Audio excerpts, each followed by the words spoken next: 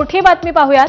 बिहार विधानसभा निवडणुकीच्या पार्श्वभूमीवरती लालू प्रसाद यांना मोठा झटका बसलेला आहे।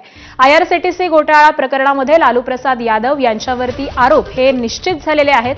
राबडी देवी आणि तेजस्वी यादव यांच्यावरती देखील आरोप निश्चित करण्यात आलेले आहेत। निविदा प्रक्रियेमध्ये हस्तक्षेप केल्याचं न्यायालयाने म्हटलेलं आहे। त्याबरोबरच चार्जशीटमध्ये असलेले आरोप हे प्राथमिकदृष्ट्या खरे आहेत असं देखील कोर्टाचं म्हणणं आहे। सर्व आरोप हे चुकीचे म्हणत लालू प्रसाद यादव यांनी मात्र हे आरोप फेटाळलेले आहेत। आणि आज संदर्भातले अपडेट घेऊयात आपले प्रतिनिधी सोमेश कोलगे यांच्याकडून। सोमेश, ही कोर्टामध्ये सुनावणी सुरू आहे, सध्याचे ताजे अपडेट काय आहेत? आयआरसीटीसीच्या एका कंत्राट प्रकरणी आणि दिल्ली मध्ये जेव्हा लालू प्रसाद यादव हे केंद्रीय मंत्री होते त्यावेळी त्यांनी काही नोकऱ्यांच्या बदल्यांमध्ये जमिनी लोकांकडून घेतल्या आणि त्या बदल्यामध्ये नोकऱ्या दिल्या, असे हे दोन आरोप त्यांच्यावर आहेत।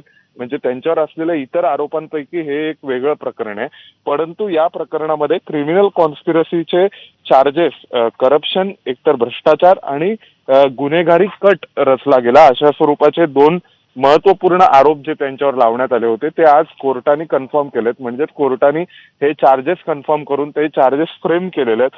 त्यामुळे आता लालू प्रसाद यादव यांच्यावर क्रिमिनल कॉन्स्पिरसी आणि भ्रष्टाचार या दोन्ही आरोपांविषयीचा खटला चालणार आहे। त्यामुळे लालू प्रसाद यादव यांच्या अडचणी वाढलेल्या आहेत। त्याचं कारण असं आहे की क्रिमिनल कॉन्स्पिरसीचा चार्ज कन्फर्म झालेला असल्यामुळे लालू प्रसाद यादव, त्यांच्या पत्नी राबडी देवी, हेमा यादव, मीसा भारती त्यांची कन्या आणि त्यांचे पुत्र तेजस्वी यादव या संपूर्ण लालू प्रसाद यादव कुटुंबीय या प्रकरणामध्ये आरोपाखाली आहेत। आणि त्यामुळे जेव्हा कॉन्स्पिरसीचे चार्जेस जर सिद्ध झाले तर या सर्वांना या संपूर्ण गुन्ह्यांसाठी समान जबाबदार धरलं जाऊ शकतं।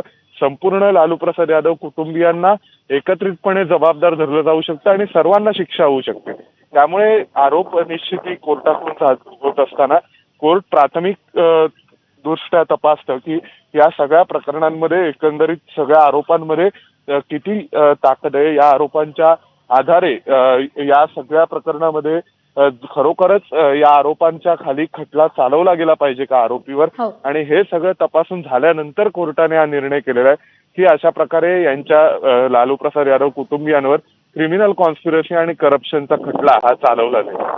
अगदी धन्यवाद सोमेश या संपूर्ण माहितीसाठी। त्यामुळे लालू प्रसाद यादव आणि कुटुंबियांना हा एक मोठा धक्का मानला जातोय। आणि पुढची बातमी पाहूयात। एकनाथ शिंदे